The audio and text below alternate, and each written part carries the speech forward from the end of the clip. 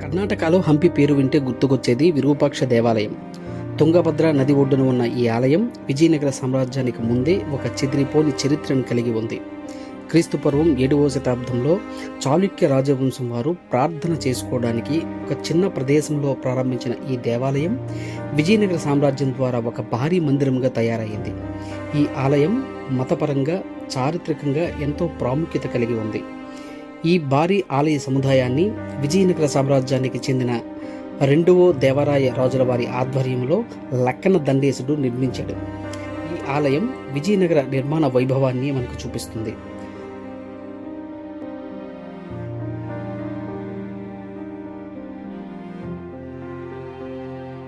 నూట 60 అడుగుల ఎత్తులో ఉన్న ఆలయ ప్రధాన గోపురం క్రీస్తు శకం 1442లో నిర్మించబడింది.